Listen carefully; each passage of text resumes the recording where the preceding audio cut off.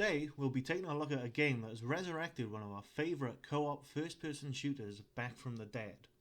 Back 4 Blood.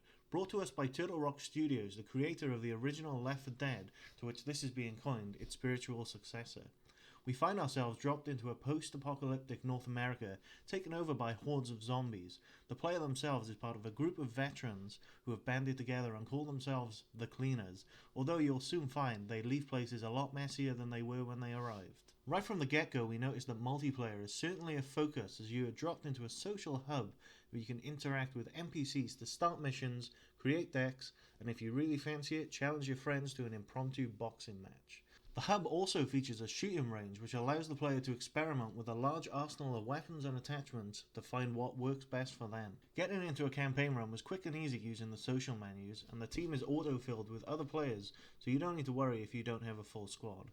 As is the case with Left 4 Dead, the game focus is on teamwork and tactics as you fight your way through the hordes of zombies.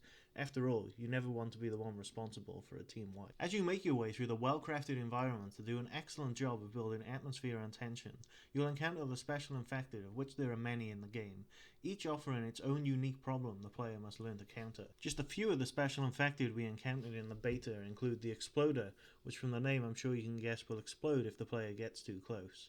The Crusher, which has a large club arm which will deal large damage to the player in a single hit. Next up we have the Hawker, which much like the Hunter from Left 4 Dead you'll find clinging to the walls around the map, and when in range will spit phlegm at the player, who will then be stuck in place until a teammate frees them. And finally, the Ogre, which is one giant terrifying bullet sponge.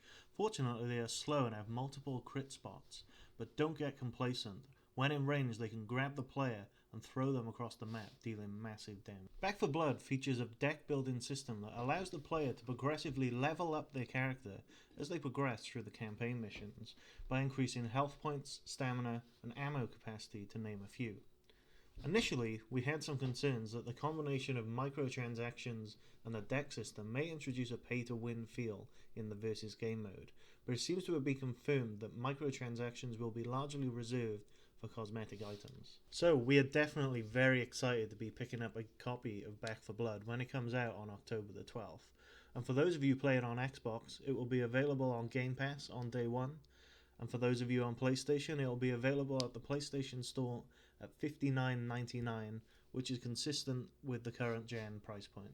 Sadly, 3 minutes just isn't enough to cover everything, but overall it's everything we wanted from a spiritual successor to Left 4 Dead. We just hope it has the longevity of its predecessor. As always, thank you for watching. If you found this useful, hit the like button and subscribe for more.